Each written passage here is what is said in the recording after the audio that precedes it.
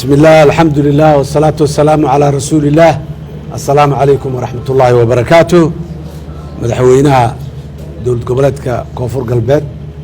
madaxda iyo mas'uuliyiinta kale shacabka reer koonfur galbeed dhammaan waa salaamaya. Waxaan ka mahad celinaynaa soo dhaweynta iyo ixtiraamka iyo qadarinta qalbiga furan ee lagu soo dhaweeyay aad iyo aad ay u mahadsiin. Intaa kadib magaalada Baydhabo caasimadda ku meel gaarka ah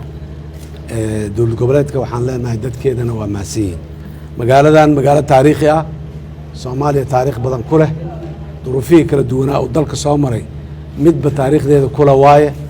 waxaan u soo booqannay oon u nimiday inaan dadka la wadaagno laba fariimood oo aad iyo aad muhiim u ah salaan iyo marxabeyn iyo duruufahooda ay ku nool yihiin inaan aragno oo aan ka ra'yi ka qaadanno waa qodobka ugu weyn oo ahay labada qodob waxay kala yihiin mid waaye nabadaan ku baaqnay dalka waxaan rabnaa dadka Soomaaliyeed meel kastoo ay joogaan in la nabadoobo la walaaloobo la heshiiyo Soomaaliya heshiisa dunidana heshiis la ah waxaan rabnaa Soomaalida inay heshiiso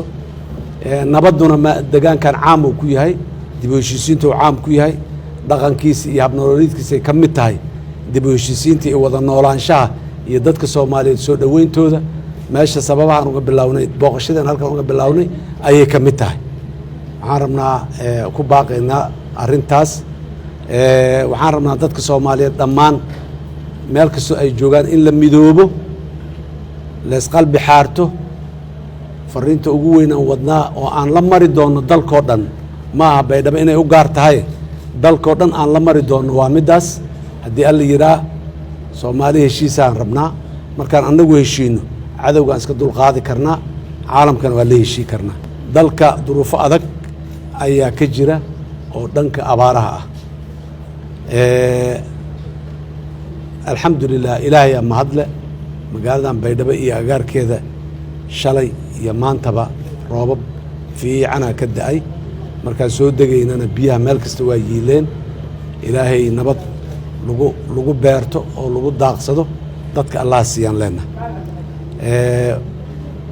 duruufaha dadka soo maray xilliyadii dhawaay ee abaartu ay keentay xanuun badan ay nagu hayaan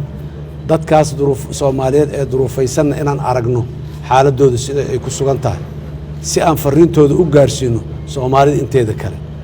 iyo caalamkaba aan u gaarsiino deegaankan inta ku nool iyo sida yihiin deegaankan keliyana kuma noole deegaano badan ay ku nool yihiin mid walbana markaan tagno waa qiimeynteeda iyo dhaxgalkeeda iyo soo dhageysigiisa ayaan ku jiri doonaa walaalayaal waxaan rabaa dadka Baydhabo mar kale waa u mahad celinaa baaqayga waxa waaye qalbiga aan ka midowno qalbiga aan ka heshiino qulubteena aan isu furno si cadowga aan isaga celino